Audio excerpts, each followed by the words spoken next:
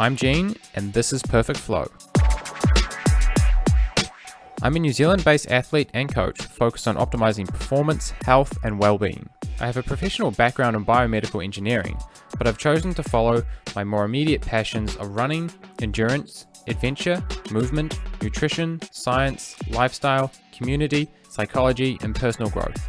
My mission is to connect with bright minds and extract the information I need to live a life that makes sense and feels good, and share those conversations right here.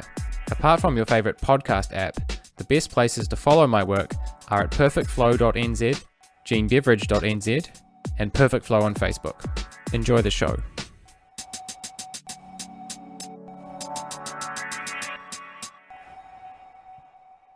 Okay, we're back. Man, how did it take me so long?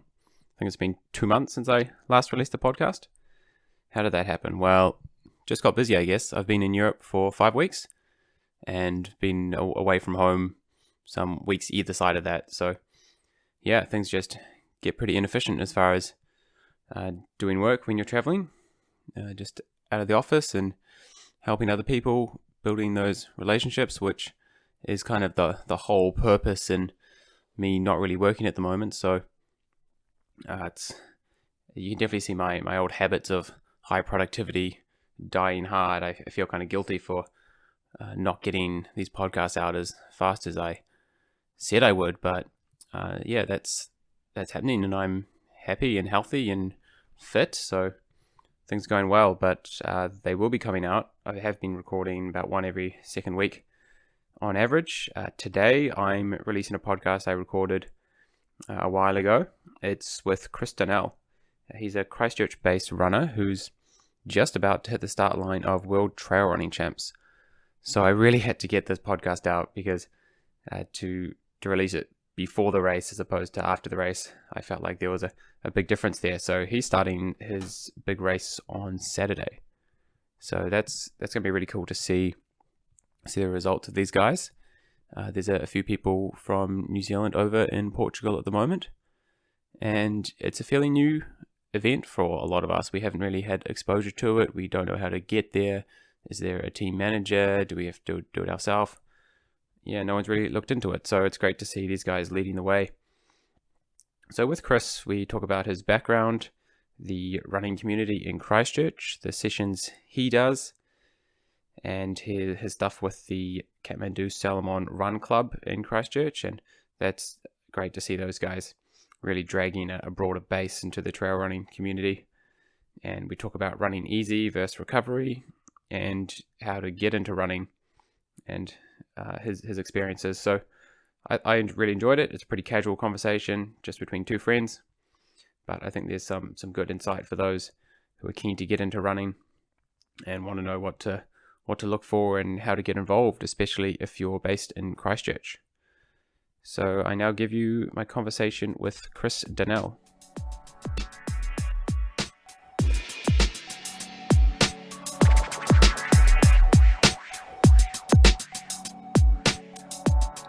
Chris, welcome to the podcast. Thank you, Gene. Yeah, so this is your first time doing a conversation like this, but you did say that you're often on the other side of the interview. What do you do with your time? Yeah, that's right. So I'm a police officer. So I just work down the road at the Christchurch South Police Station, and yeah, I guess in terms of I normally interview offenders, really. So same situation here then. Yeah. I should give you some Bill of Rights, perhaps. Yeah, you don't have to say anything if you don't want to. Cool. And when did you get into running? I think, good question. A long time ago, actually. I've been running for quite a bit of my life. And I think it was when Mum and Dad discovered that, rugby and soccer and cricket weren't really happening for me at a young age. And then they took me along to a local cross-country club called Kiwi Athletic. And I just got into it. I loved it, the cross-country element, and then the summer athletics, and just in the summertime. But yeah, so been doing it for most of my life. But then, I've definitely quite a few times as well, and then gone and played cricket, and then decided to go to the gym and get as big as I possibly could, really. Yeah. So yeah, there's definitely been some times where I've ran and just completely stopped. I've done that probably maybe 4 or 5 times. Mm-hmm. And how long did you spend in the gym when you were doing that? So it was probably about the time I joined the police, actually. I had this idea I had to be like, RoboCop kind of thing. And I thought, the bigger the better, really. And I guess kind of like anything, I don't kind of do it by halves, and I just decided to get it right and really stay. Was that a functional result at the end? Or were you mainly just kind of doing the exercises in the gym and not really being able to apply it elsewhere? Yeah, I think so. I think that definitely. It was more, I just found a good group of people to train with, and I guess the one focus was hard. just try to get big. But then I sort of discovered that I didn't really have the body type to kind of achieve it. Yeah. What do you mean? I just think, I think just in terms of actually building that muscle mass, and I think like power to weight ratio was fine, but in terms of actually being big per se. Some people respond really intensely to resistance training. Yes. So I don't respond at all. Yeah. Yeah. It just doesn't happen, no matter how much protein I'm consuming. Yeah. My muscle mass just barely changes. And I just realizing that pretty early on just meant that I just didn't get tempted by that phase that everyone went through I think it was the end of high school, first few years of uni, when everyone was going hard at the gym. It's like the beach muscles, eh? I think it captivated me for like all of a week before kind of it's like a fad, the energy of it wore off when I realized that what the hell, like I'm this skinny dude who should be running. Like I always knew that. I still know that. No point in wasting time with the gym there. So that's interesting that you've been there, but you're in pretty good shape. So has some of that muscle tone stayed on from those times, or have you always been like, pretty all round athletic looking? I guess it has sort of stuck there. I mean, I don't know. I guess I see photos of myself. I haven't seen the peak. Yeah, next to other runners and stuff, and I'm like, geez, like I feel like I look fat next to everyone. Yeah, you look muscly. I'm just like, man, I feel like I feel like sometimes I'm too muscly to be a runner at times. What I don't. That sounds a bit wrong, but I just think the typical runner's build, is very, very lean, and I think some of it has sort of stuck there. But I guess the more running I'm doing now, it's I'm not losing weight, but I'm definitely probably the leanest I've been in a long time. And that's just a direct result, I think, of the marathon training I'm doing. Yeah, there's definitely a stereotype with the skinny running, and I'm not sure if it's track that drives that stereotype, where that efficiency at high speed is really key. So the less weight you're carrying around in your calves, the better. Yes.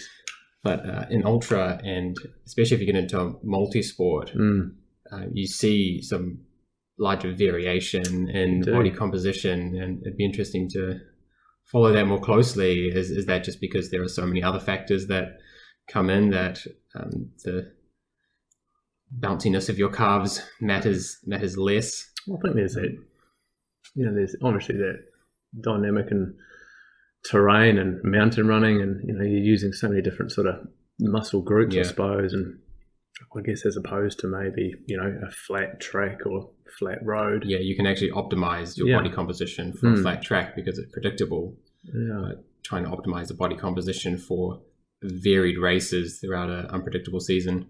Yes, it's nice that we can have a greater range of people as opposed to just one group of genetically superior people. You do see a lot of people in multi-sport who are pretty solidly built.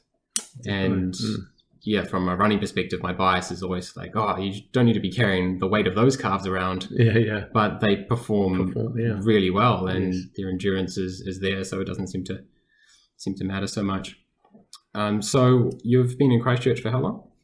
Yeah, I guess basically 32 years really. Oh wow, so okay, born and bred. Well done. Yeah.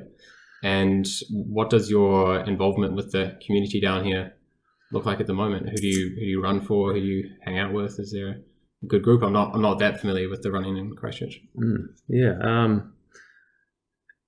Yeah, so I guess there is a really good community sort of feel here now. And when I say now, I guess it's because I'm probably more involved than I ever have been.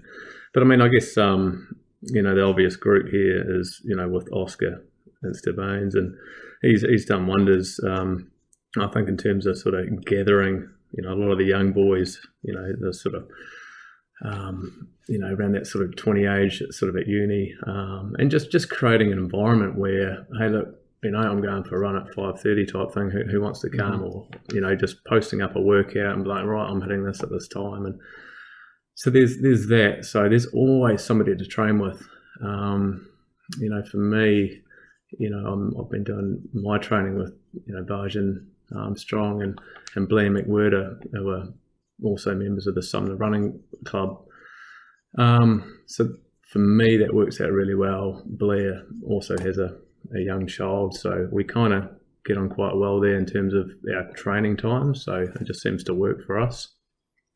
And then as well, there's so many different groups around, like you can pretty much go and hit, like every night, there'll be a Rogaine group.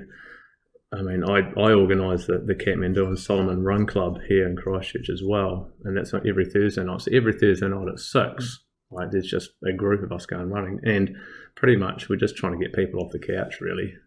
Tell us more about that. You mentioned that was a relatively new initiative when I was talking to her this morning. Yeah, I mean, relatively new. I guess I've been doing it for about 3 years, but then when I first started, it was just a very new concept in terms of, so we might get 4 or 5 runners along, and that was a success because I just used to think, well, it's one less bum off a seat type thing, and that was my mentality with it. And then I guess it just kind of grew. Word of mouth was probably the main form of advertisement, and it kind of grew to a point where I was like, man, I actually need some help. And lucky enough, I have Marty Lukes, who lives just down the road from me, also another member of the Sumner Running Club. So he was my obvious choice, and excuse me. He helped out, and then I heard about Sia's skills, and thought, gee, she's got to be next in line to come help out too. And then we've even got Andy Good, who comes along and helps out from time to time. So very lucky with that. But I mean, I guess the whole concept is just a fun, friendly group that go running in the hills, basically. We just try to keep it that simple. If you were to ask the people who attend, what would they describe the purpose of that group as?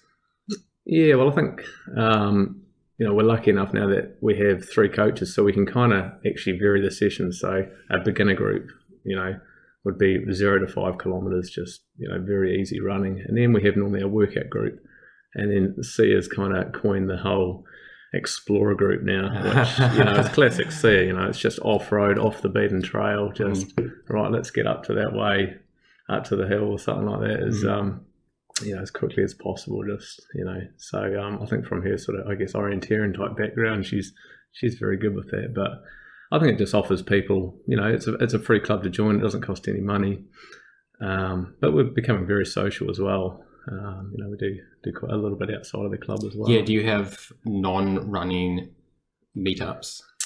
Yeah, we did actually. Last night was a barbecue. Cool, yeah, there we go, yeah. That's always quite interesting how different groups, some groups get very centered around all their meetups being as a session. Yes. And that works for some groups. Yes. Others, the factor that sustains the community is the potluck dinners. Yeah, and the barbecues. Absolutely. Yeah. So you've got a little mix there. Yeah, we do. I'm very lucky. It is a fantastic mix, and the one thing I probably like about it more than anything is that it's just a good sort of friendly bunch of people, just good people. And as you can imagine, my job. It's nice to have some contrast. Yeah, it is very much so. So I quite often, really look forward to going up and doing that on a Thursday night. But yeah, like you say, sometimes it can become quite running focused, and I guess, last night, for a good example, it was a barbecue where, we kind of didn't even really talk about running. So it was kind of nice. Yeah. And finding out lots of new things about different people that just had no idea about. Yeah, no, that's really good. So yeah, Christchurch is Christchurch, I think Christchurch is going really well at the moment in terms of, it's just, you go up into the hills and there's just so many active people. Very lucky to have the Port Hills where we are. And how many people would have to leave, do you think, for it to come down? Do you feel like there are a few key individuals who are instigating, or do you feel like the kind of triangle's been brought up enough that the base is big enough for it to sustain if a few key characters left? Do you mean like as in Christchurch or the run club? Yeah, the Kathmandu Run Club. Yeah, or both. I think it's great to celebrate these communities when they get really active. I've kind of seen the full life cycle of a community in Auckland, right, and it's really hard to know how it ebbed and flowed, whether it was key individuals who left or whether it was just inevitable that there was just a big group of people coming through. Now there's a smaller group of people coming through. I really think it's just a changing of the times. I think, I don't know, the way I see it, I think people appear to be becoming busier and busier. And that's why I think running is becoming quite popular, because as opposed to a team sport now, where, there's not so much buy-in, there's not so much lock into training sessions. You can kind of put your pair of shoes on and go running just anytime you want. I think trail running especially is going through a big boom at the moment, and I mean the evidence is there with all the events. I mean, which arguably might dilute some of the competition now, but I think it's got to be a good thing in a way. That people are active and people are a lot more sort of health. They're more aware of their health and the benefits, I think, with running and. So, yeah, I just think it's a changing of the times. I don't know if it sort of comes down to any individuals per se. I think, the energy's there at the moment. I can't see it changing anytime soon. Yeah. I hope not. It's on a roll. Yeah. Continue for as long as possible. Yeah, but I think, there's obviously individuals that inspire, other people, and I think there's a flow-on effect with that, Yeah. And then I think it's very important to kind of be true to your own self as well, and just striving for personal bests. And I think that's a really key thing, rather than trying to maybe beat somebody per se. Yeah, you know what I mean? Yeah, no, I definitely subscribe that. Yeah, it's much more sustainable to be in a passion where you can generate your own sense of satisfaction, totally independent of what other people are doing. Absolutely. Yeah. So it's great to have races, because some of us enjoy pitting ourselves against each other, and we do find a sense of satisfaction in that. Yes. But it'd be interested to talk to someone who felt that the racing itself was the only thing keeping them there. That would be interesting to find someone who just wasn't in the community and just wanted to race. I don't see too many. No, I don't see too many. I think everyone wants to feel engaged into the community and part of something that makes them feel connected. Totally, absolutely, yeah. What other groups overlap with the Christchurch running groups? Because there's a lot of other sports going on here as well. Yeah, I mean, naturally, rugby's reasonably strong here with the Crusaders, and I guess for me, I probably don't see too much of that other than what I read in the paper and stuff. But I mean, I guess you've got a lot of row gaining, and so that seems to be quite popular here in Christchurch. And I guess you've got such good terrain nearby. There's always something going on. And then, with our adventure park here in Christchurch now, mountain biking. What can you describe this? I'm not really familiar with the adventure park. Yeah, so it's sort of... This is the one just down the road. I saw the sign on the way here. Yeah, that's right, yeah. So that's been operating for a wee while. I think they took a bit of a hit with the fires, a couple of years ago.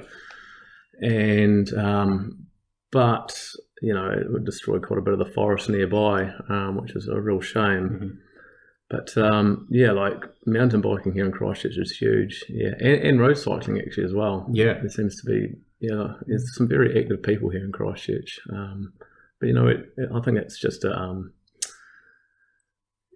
think our terrain, is a real blessing. You have the Port Hills. You can go and ride some flat road if you want to. You've got forest. As where you're off to tomorrow. You've got Castle Hill and all that sort of area. So I mean, I mean, that's only an hour away, so there's so much variety. And but I think that adventure park, just having that gondola system there, and so they're taking the riders up so they can do the downhill stuff. Pretty much, yeah. And is that the main attraction? I think it is mainly mountain biking. They've got a zip line there as well, but the main attraction is definitely the mountain biking and the downhill. Cool. Yeah, so it's quite popular. I'd be keen to hear more about your training and the kind of sessions you do, and which ones you find really good to do as part of the group down here. And maybe talk about your training a little bit without giving away all your coach's secrets. I'm always happy to share, and I always post things on Strava, I suppose. Like, I went through a bit of a phase where I was like, oh no, I'm not doing Strava, but I guess with the run club and all that, I like everyone to see what I'm doing, and at the end of the day, you got to put the hard work in. I don't think there's any. There's no shortcuts, is there? You've got to do the training, and I mean, you can tweak things here and there, but for me, I mean, Gene, it's a real juggling act with my work. And because you're doing shifts. Yeah, my shift work. So I just have to make it work for me, and sometimes that means running at 5 a.m, and which I'm not a fan of, but it is definitely a great time of the day if you can get yourself out of bed early. But the body at the moment just doesn't really want to do that run sometimes. I definitely need a bit of time to wake up, but I guess my training, I'm sort of lucky, with Beveridge in town, throughout the summer, we train a lot together, and he trains really hard, and so it's just nice to, I mean, he's so wise with the training, I feel, when he's been around for a long time, and he kind of has sort of worked out a wee system, and so I've just been tagging along with him for a wee bit. I guess the sessions are kind of aimed at sort of from what he tells me, marathon sort of training at the stage. And a lot of it's, I guess, just focusing on sort of running efficiency and getting very comfortable at a sort of 3:50, 4-minute pace type thing. So a typical session. And does that pace align to your marathon pace, or is it a bit faster, a bit slower? Does he describe the physiology that pace aligns with? Yeah, so I think how does he explain it? I guess it's like that moderate zone. So I feel like, a marathon, I haven't done like a road marathon yet. I've sort of gone everywhere between that sort of below it and then above it. But I'm really inspired to do a marathon now. And that's just through watching, even got like guys like, Oscar and Dave Ridgely and boys like that who have sort of been sticking it for a while. And, even watching Dan Jones' performance recently, that was exceptional, So, Nick Horsburn, all those sort of guys. And I kind of see what the marathon buzz is now, and so I think it's a good distance, and I'm definitely up for one next as well. Yeah, I think I've been telling myself I've been chasing the competition, and if that's to be true, I think we need to be on the start line of Christchurch or Auckland Marathon. Yeah, I think in the coming years. How would the road stuff go for you, Gene? I do a fair amount of training on the roads. Yeah. My training's really balanced. And I think I would be doing more of these sessions that you're talking about, and just getting used to that, the pace I'd be running in the marathon, and getting some more adaptation at that pace. But most of my training is targeted to between the kind of 2 and 3 hour mark. So I think I'd feel pretty comfortable doing the pace and doing the pacing and running at the intensity, or just be the conditioning. Absolutely. Just getting used to it, because at the moment, if I was to do intervals on the road, I suspect my calves would be a little bit sore. Just that soft tissue conditioning, I think really needs to be in tip-top shape to knock out 42 hard pounding kilometers. I think that's really a stress. I've never pushed that hard. You can kind of get away with it on the trail stuff. It's just that bit softer. And you're wasting energy going from side to side, which means that there's less of your energy output going through the same muscles over and over again. A bit more balanced. So what kind of sessions are you doing throughout the week? You were mentioning. So so we're in Hagley Park. We normally have like just a pretty standard tempo session, and it's just normally starting at say like a 335, 340 pace. And, for me, that's probably like a true tempo at the moment. It feels very comfortable. And then naturally it gets quicker. But, I mean, I guess it kind of just depends on the day. And like through the Hagley Park, you've got no GPS. Well, you do, but it's all over the place. It's best just perceived efforts. I think so. At the intensity, I think if you're looking at your watch, you're probably being a bit distracted. There's just no point, And then like a typical session, well, not a typical session, but lately we've been doing things like, so we might do, so 10K at like a moderate pace. So again, that sort of 350 to 4 minute K pace. And then it might go into like sort of like a 20 times 1 minute on, 1 minute off, or we might do like what's another one? Okay, so what's the 20? That's fairly long, so that's not an interval pace. That's more of a tempo pace. Yeah, so like pushing the lactate threshold and then so dropping it down a bit. Yeah, so I Jean's explained it to me in his way. I guess it's I try to absorb as much as I can, but so like the on phase might be like sort of at like 10K sort of race pace. So like maybe say sort of 315ish. And then the off phase would go back to that moderate speed again, so back to sort of 4s.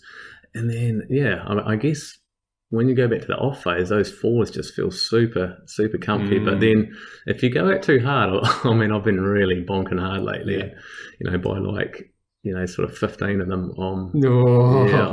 If I go out too hard, if I try to run, 310s or a little bit quicker, I get found out pretty quick. So, but I mean, it's something I've just been having to work at. And then some other good sessions we've been doing. What do we do? So we've been doing 6x2K, but then that's just been at the marathon effort, so no faster. So, we'll just do 330s and just keep it honest. And then so 6x2K. Then the following week we're normally going into 5x3K, and then 4x4K. And then I think the next phase is 3x5K, which we haven't quite got to yet. Sweet. So that's all building part of a longer progression. Each week you're kind of getting slightly further in that line of training. Yeah. Yeah, that's pretty cool. Yeah, it's all quite new to me, that style of training. And I guess, I just have to have full belief in the process. And I mean, I had been flying solo for a while, but then after the old Ghost Road in sort of February this year, I just felt a bit lost, actually. I was just like, man, what am I going to do now? And I had that UTA 20. I've still got the UTA 22 coming up, and then off to Portugal as well to do the World Trail Running Champs. Okay, you're in that as well. Okay, yeah, so that's coming up. So sweet. Oh, congrats on the selection. Thanks. Must be fun. Yeah. I just sort of threw my name in the hat, and I think it's at that stage, where not that many. It's not on the horizon for many people. I don't know. It's just not publicised. I think so enough. Yeah. I mean, what I'd like to see. I don't know. I mean, geez, I don't know who's going to be listening to this, but I don't know. I just think like Kepler is such a good like place for a big showdown to happen like that. Yeah, you know what I mean? That's a dream, isn't it? It's a good time of the year, especially with like, the World Trail Running Champs are in June. You've got Kepler in December. And I just feel like Kepler naturally attracts a really competitive bunch of people. And I just feel like that's the race you want to win, Yeah, and they've had a New Zealand Trail Running Champs, but it's not as long as what the World Trail Running Champs is, I believe. Yeah. How long's the race you're doing in Portugal? So it's 44K. Yeah.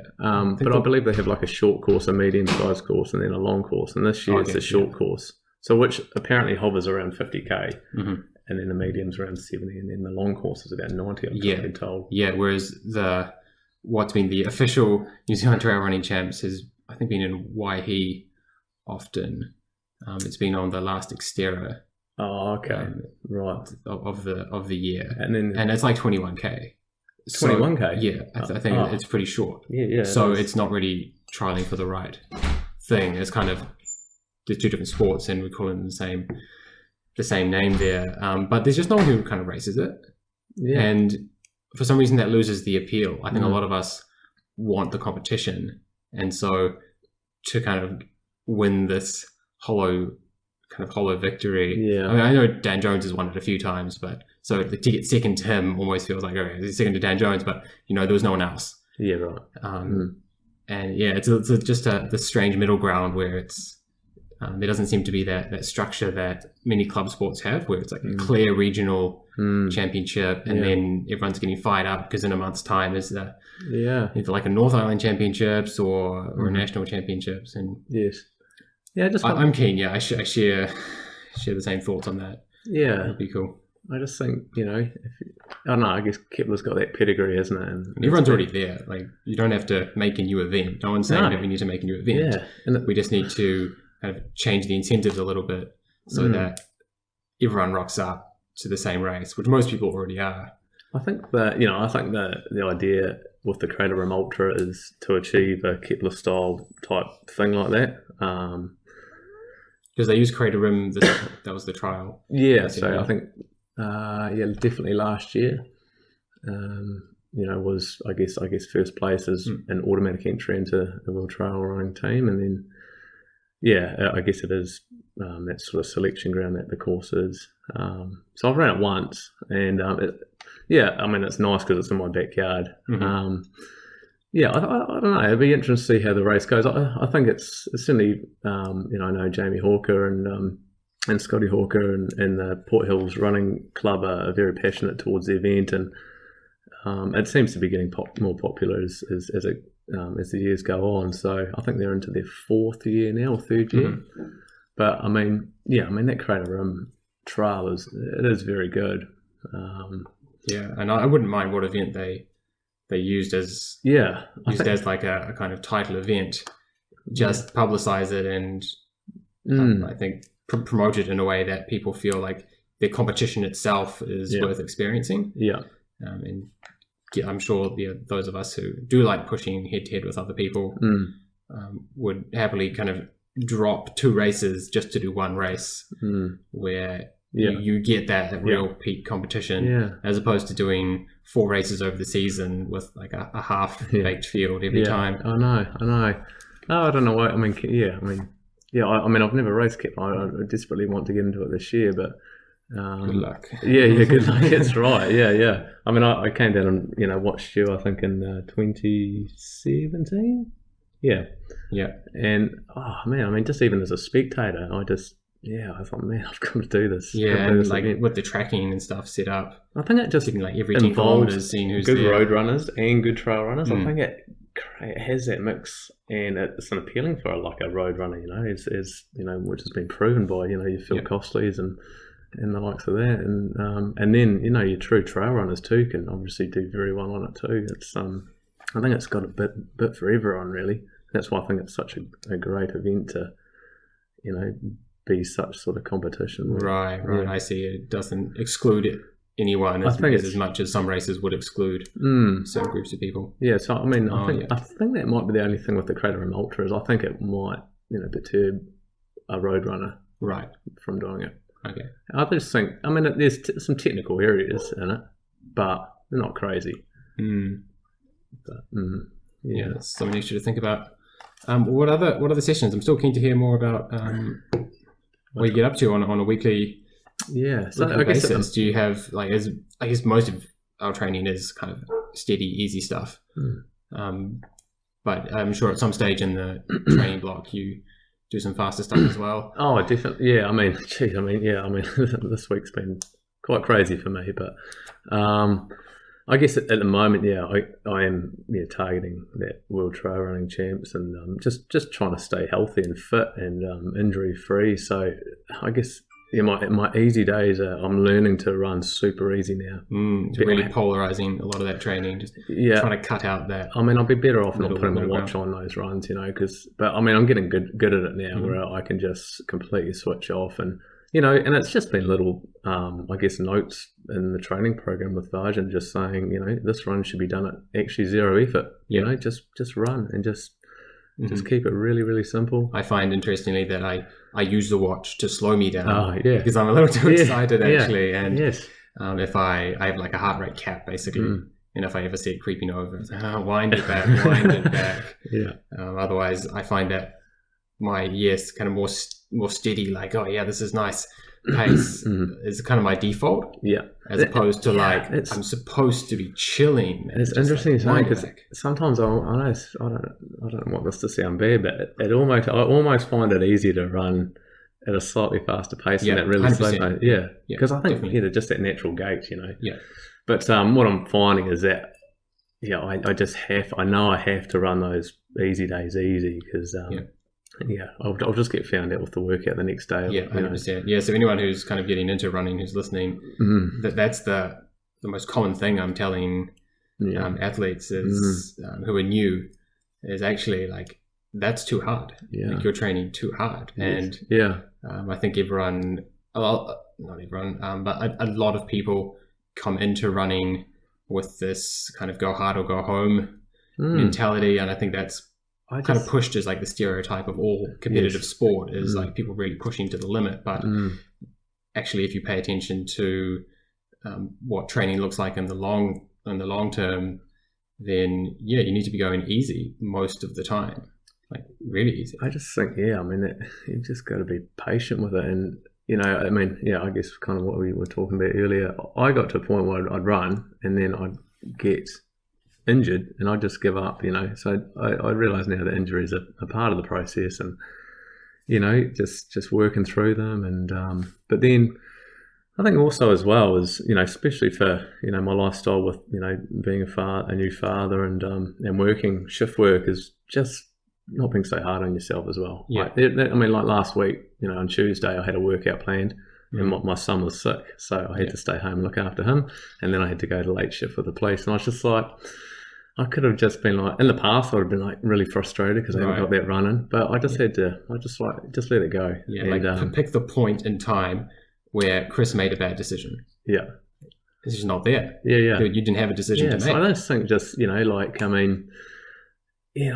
just being kind to yourself is really important. And then, as a result, I did the workout on Wednesday and just absolutely crushed it. I had a great workout. And, feeling a bit fresher because of the day off. I think the day off as well, I was just like, wow. So what I'm noticing as well at the moment, like a day off, like I feel like I'm bouncing back really well at the moment. And I guess, I've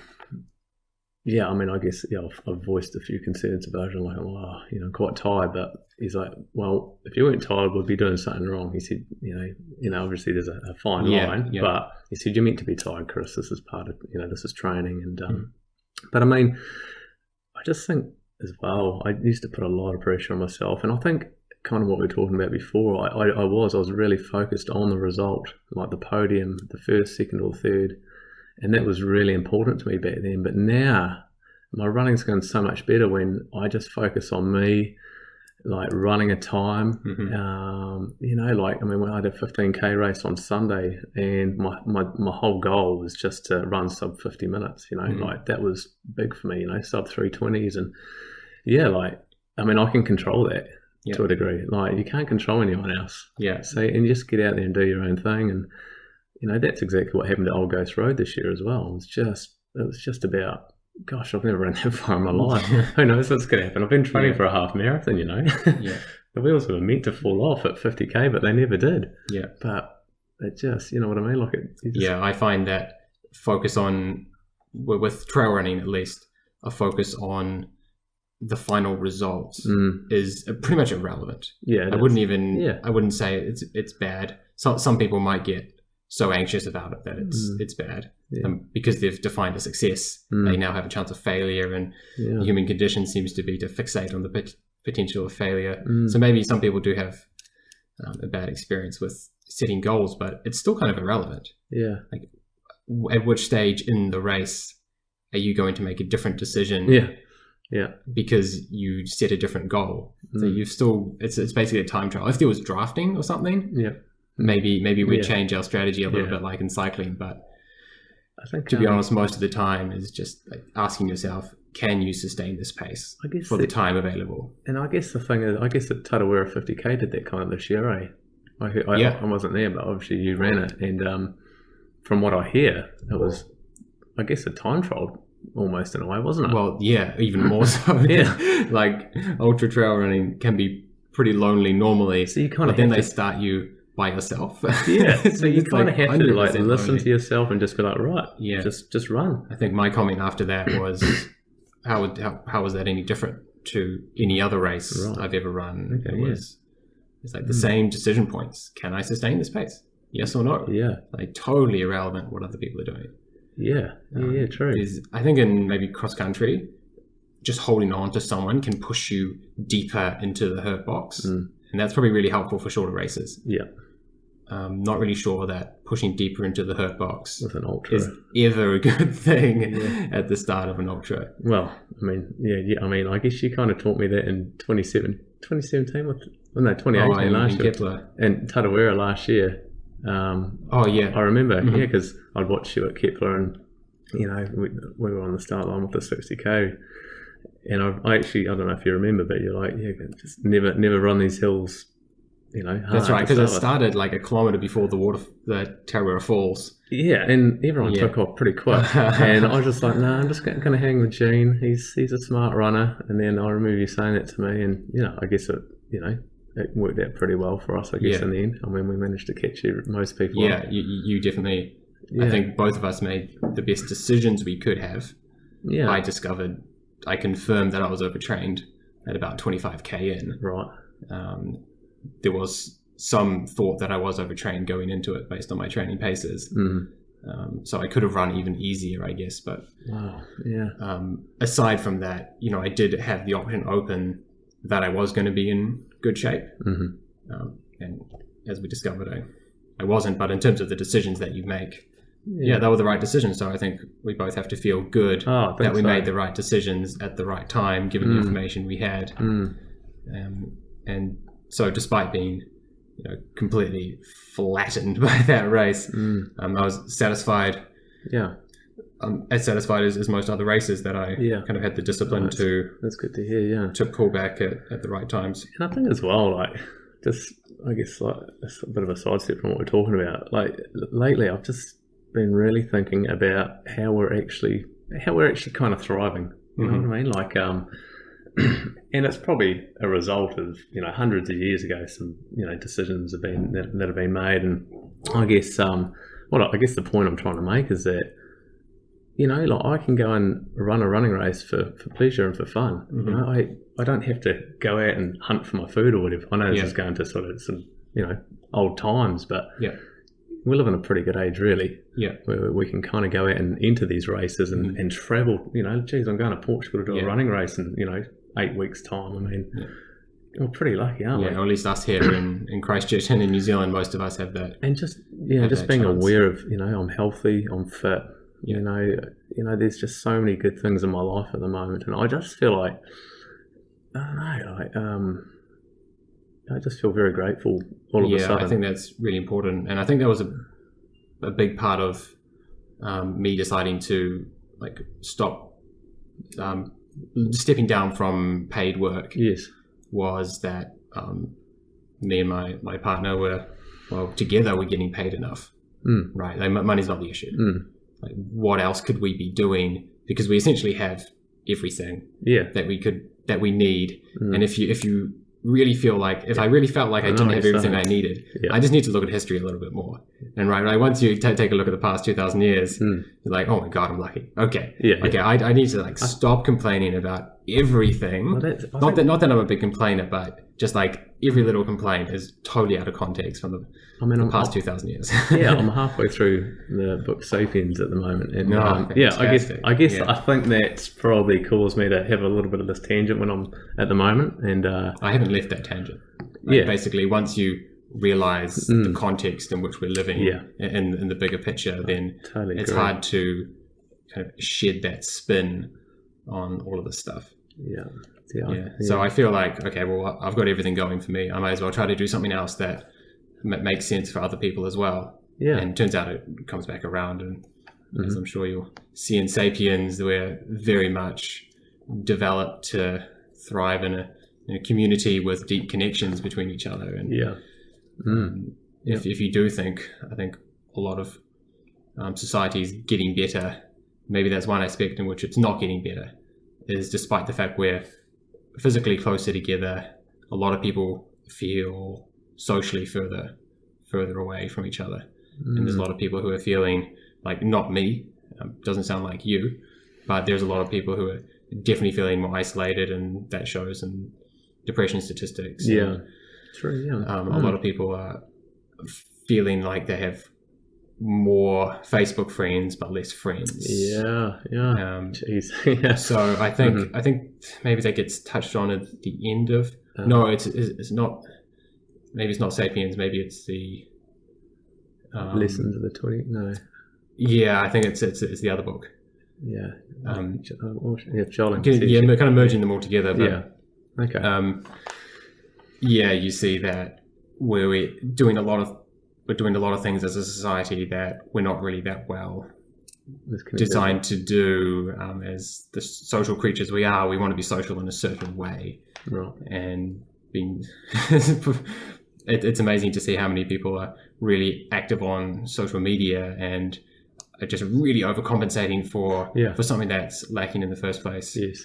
And those of us who are really satisfied with our relationships with friends and family feel little need to be really active on social media. Totally.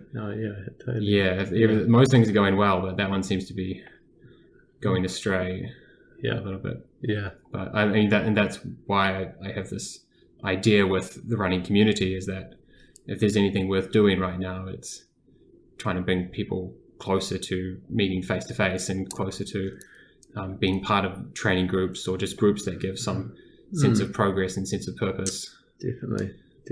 Yeah, I totally agree. Yeah, it's what I guess, going back to the Kathmandu-Salomon Run Club. Like it's almost become like a little sort of pseudo family in a way. Yeah, exactly.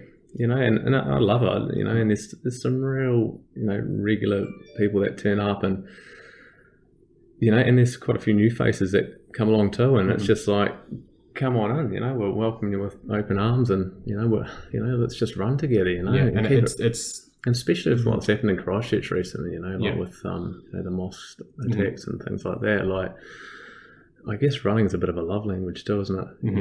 Geez, it's something we can, I guess, kind of, most of us can all do together, and regardless of our abilities, we can all jog together, and or even just move together. Like, let's pick a destination and let's get there in some amount of time and get back.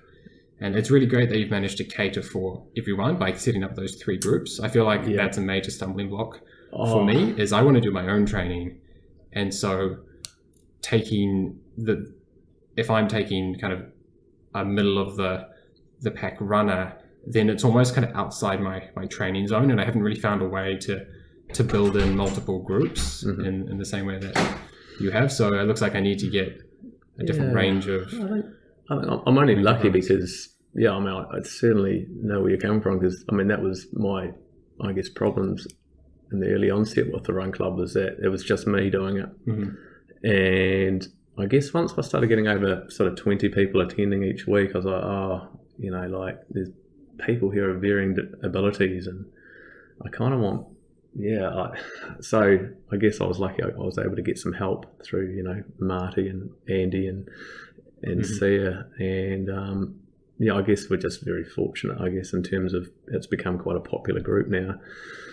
And we have the luxury of being able to have a beginner group, a workout group, and an explorer group now. And it's nice that we can kind of cater for various people's needs and wants and as well. So that's really cool. And what are you finding that people, in which ways are people changing the most when they join into these groups? Have you seen people who are new to trail running for long enough to see them change in any ways? Yeah, it seems like people come along and they are a little bit sort of standoffish, which is, I guess, maybe natural to a big group. Yeah, natural, and also I think we underestimate how cliquey we are. Yeah.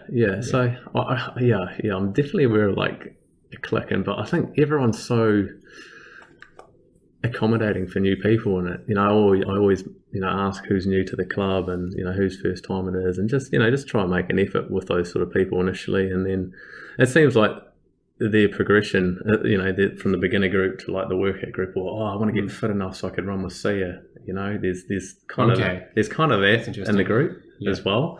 So, but then there's people as like well. Like a reward for going to the next group. Yeah, and at the moment, because we have the club extends to Adelaide and Melbourne as well. So we have coaches in Adelaide and Melbourne through the Kathmandu-Salomon Club, and so the Adelaide coaches have come up with a concept. It's similar to, I guess, a Strava distance goal, but we've just sort of coined it like the virtual ultra, and so at the moment that's sort of happening in April at the moment, and geez, like I think we got about 125 people sort of sign up, and cool. People are just running some crazy distance. Like, I mean, we certainly have made people aware of just be careful of doing too much too soon, because typical overuse injuries and things like that. But we try to keep it simple, but and I guess some of our groups as well, there might be like a particular focus of a session, and it might be like it could be just like a running form or different ways to sort of, I guess, tackle some technical downhill or so just kind of that stuff's really interesting as well, and very surprising to people. A lot of people, I think, come into running with a one-dimensional expectation of how they'll improve, and to realize that there's all these different elements to it. I sort of typically leave it to Sarah and Marty, who are very, very good with that type of running. I'd love to see how they explain it, because despite me being good, I didn't really have to work for it. And I'm no good at explaining it. I think because of that, I don't really understand why I go faster downhill and why some people don't. I don't even know what the difference is. It's just hard. I know from my own personal experience. I mean, I guess is probably just rolling and tearing too many ligaments, so it kind of makes me naturally kind of hesitant with that technical downhill. But I think that's it. I think confidence is a massive thing, and well, maybe that's all it's going to take for me is one big boo boo. And then I'll lose my groove. I've definitely noticed it on the bike. I've come off on the road bike a few times, and now I'm just permanently a pussy on downhill corners. And I always justify, it's like, being injured would just ruin everything. There's no point in going for it. I totally. And it's definitely brought any mojo I did have, which is also questionable, is gone. Had to get back on the horse. I was like that with snowboarding this year when I went to Japan recently, and 2 years ago, I ended up hitting a tree. And just really like a solid impact tree. Just like it wasn't like crazy fast, but it was enough to like cause some damage to my foot, and it took me out of running for probably definitely the best part of 4 months. But then even after that, there's that nerve damage, and just couldn't quite get my natural running gait going again. And I honestly feel like it's really only been in the last sort of 4 or 5 months that I feel like I'm really on top of it now, and that's, I think, a lot of it's probably up here. It's repaired, but actually just... You're paying so much attention to it, you almost invent your problems. That's a great point, because, my physio at the moment, he basically kind of unlocked it. He goes, Chris, because I was basically running worried about where my feet were landing all the time. And he goes, "That's not. You can't run like that. It's just every time you're running, you're anticipating pain." He said, "Look, I promise you, it's healed. You've had so much time." And he said, "Look, tonight, just go out and just run and just keep it simple. Don't even put your watch on." And you know what? I did that, and I had a great run. It's just stupid. I even said to him, I said, "Look, it sounds too easy, what you're telling me," but it worked. And it's well, it worked and it didn't. There was almost nothing to do. It's kind of a strange irony, and we see it all the time. As soon as people come into any kind of pressure close to race day, especially, is a big one. Get the ghost injury. Where people are, there's more to lose about getting injured in this particular week, and so they're paying extra attention to every little ache and pain, and just blow them totally out of proportion. And I'm very guilty with that in terms of whether I'm in good form on race week, Yeah. And I often just convince myself that I've overcooked it because of a few experiences where I did overcook it. Yeah. And pretty much convinced that every time I'm coming to a race week, You I would walk up a staircase and I'm like, oh, I'm so tired. Yeah. I can feel my quads. They're just dead. Yeah. And then I will go out the next day and like do PB 1Ks and like, I'm like, this is bullshit. Hey, look, I know exactly what you're talking about. I have the same things, and sometimes there's almost like this fear of success. You know what I mean? Like, so training's been going really, really well, and geez, like normally there's some sort of hiccup that happens during this training. Waiting for the hiccup. It better come soon. Yeah, I'm like, but like, can you have like a perfect like intro into a race and then race well? Normally I've found there's always been like a little hiccup somewhere during the training phase, and then I don't know, do you know what I mean by like a fear of success? Yeah, and I've tried to avoid it by I'm very careful to assign importance to races. And if you say this is a C goal, and a C goal is below an A and below a B, and I don't even change the training program because of it. It's taken into account in the week. Like it doesn't blow the week into an overload week. But there is no reduction in training. And so there's nothing I can do. I'm not even trying to taper for it. Right. And it turns out I race just as well. Right. And then so you look at your B goals and you're like, well, maybe these are harder races and I'll just be a little more conservative. And then going into it, you get a little bit nervous. And then it comes to your A goal, and you've built this whole 20-week block to build for this A goal. And you think, oh, it's all a waste of time if it doesn't go right, and you get all nervous before it. And it's very, very strange. So now I try to either race less or just intentionally not caring about the outcome.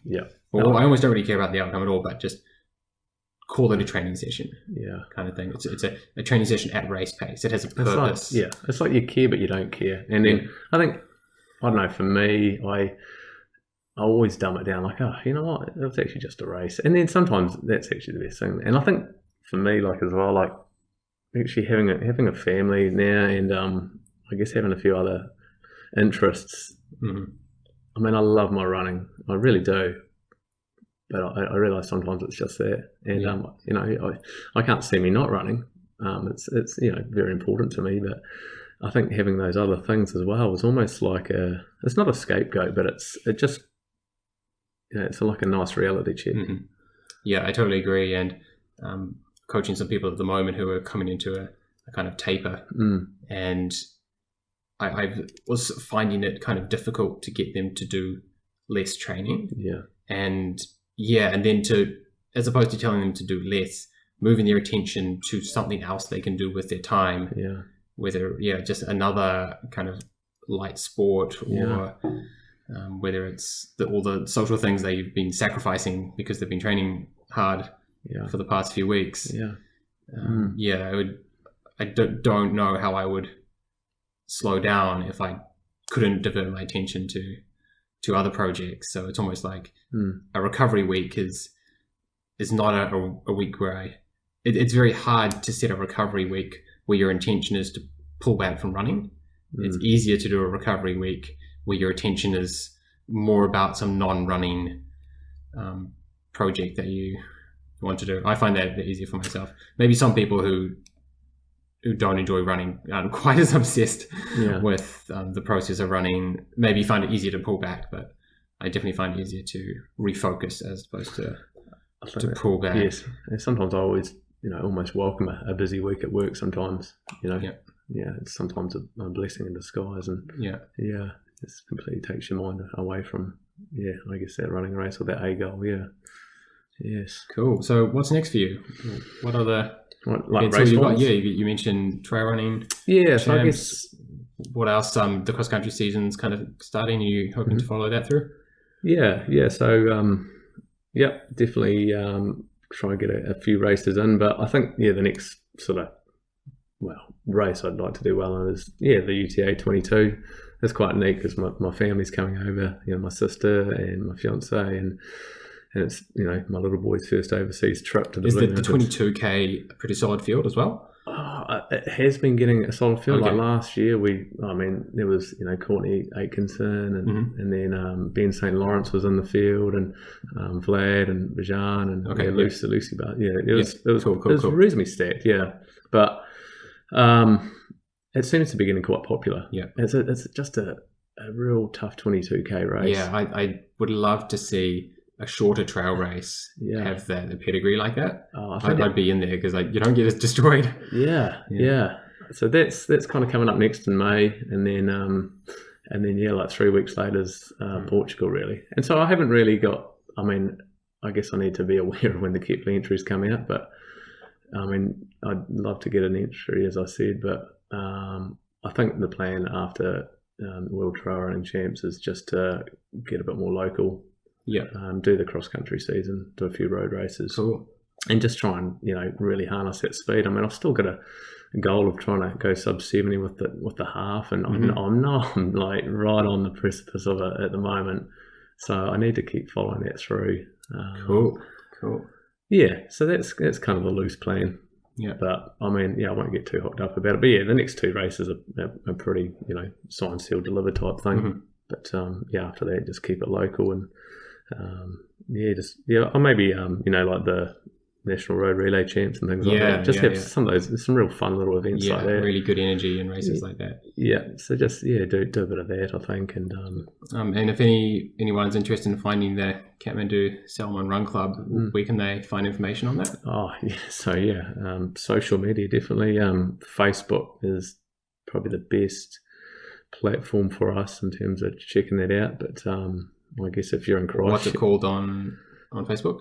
Kathmandu-Salomon Run Club. Yep. Sweet. Funny enough. And it's just there. There's no other website? No, that's it. Yep. Yeah, that's it. Pretty much. Sweet. Yeah. That sounds like the thing to get involved with if you're a runner in Christchurch. It sounds pretty cool. Yeah, I think it's just, no stress and it's free. And, is it just a good, friendly bunch of people who just want to go running in the hills and... it's sort of that time of the year where the head torches are coming out and running at night time. So it's a lot of fun. Yeah. Cool. Well, thank you, Chris. It's been really cool hearing how you're going, and it's really nice to just have a relaxing talk about running. Yeah. Thanks very much, Jane. Yeah. Thanks for putting some of those probing questions to me. That's cool. It's been a good time.